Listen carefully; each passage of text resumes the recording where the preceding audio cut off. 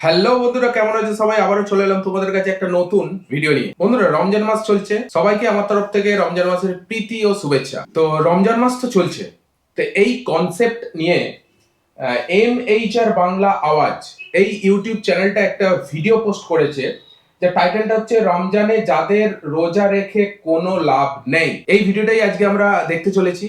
ভিডিওটা দুদিন আগে পোস্ট হয়েছে এবং ভিউ পেয়েছে প্রায় 9,50,000-এরও বেশি। অ্যাকচুয়ালি অনেকেই রোজা রাখে, কিন্তু রোজা রাখলে কি কি করা উচিত নয় এবং কি কি করা উচিত সেই নিয়েই বোঝানো হয়েছে এই ভিডিওটার মাধ্যমে। তো চলো আমরা তাহলে দেখি এই ভিডিওটা, কি অ্যাকচুয়ালি রোজা যখন রাখা হবে ওই টাইমে কি কি কাজ করা উচিত নয়।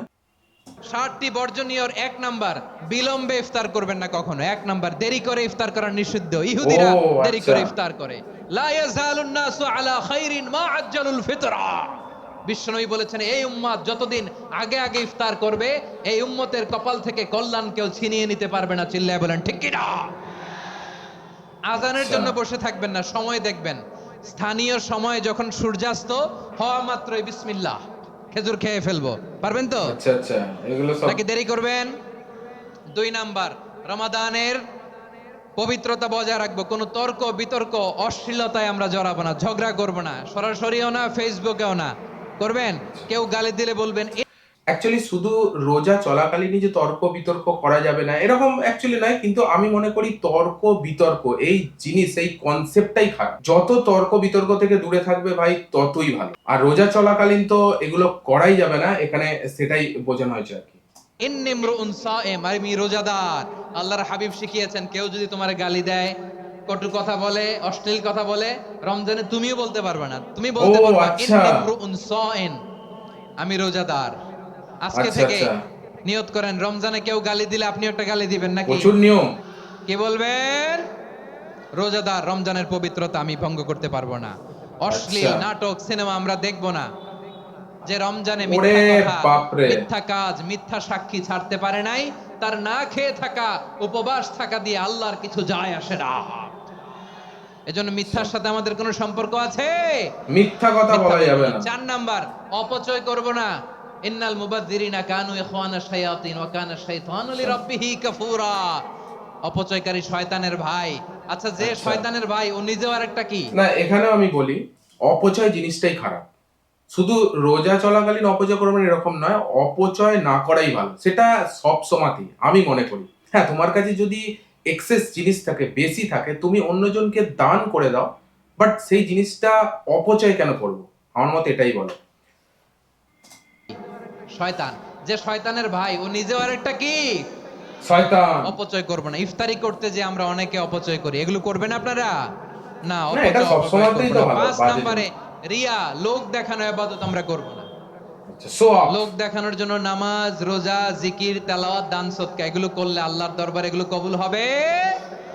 আচ্ছা, মন থেকে বিশ্বনবী করতে বলেন, হবে। দাজ্জালের যা করতে ফিতনার হবে চেয়ে মন একটা বড় থেকে। ফিতনার ভয় আমি করি। সেটা কি? আর রিয়া, শো অফ।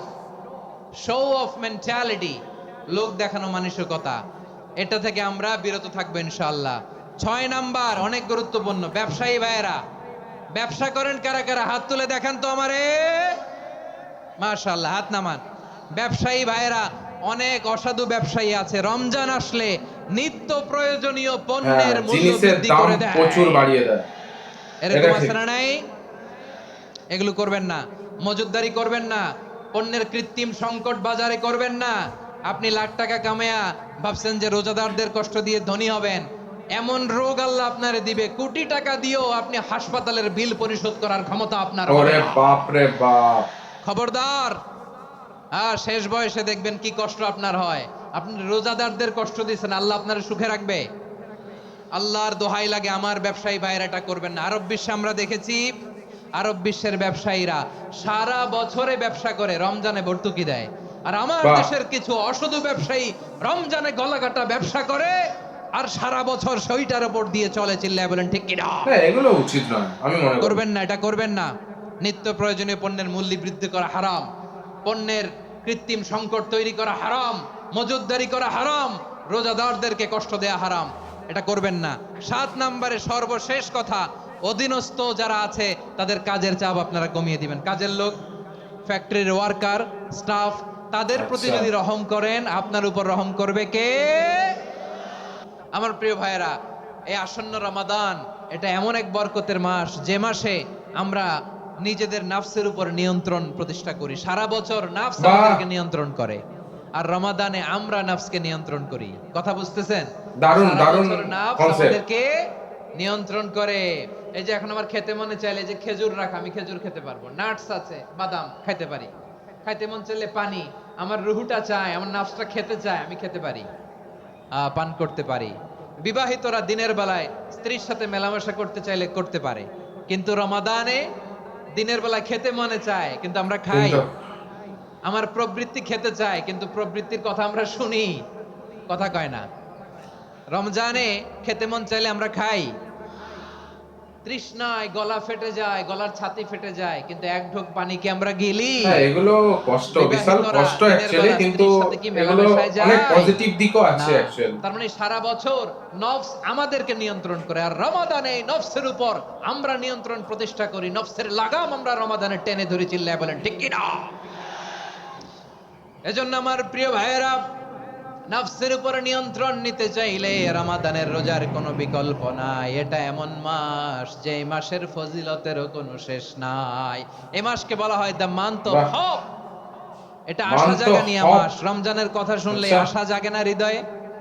হ্যাঁ, ইদা জাআ রমাদান ফুতিহাত আবওয়াবুস সামা ওয়া গুল্লিকাত আবওয়াবু জাহান্নাম ওয়া সুফিদাতিশ শায়াতিন।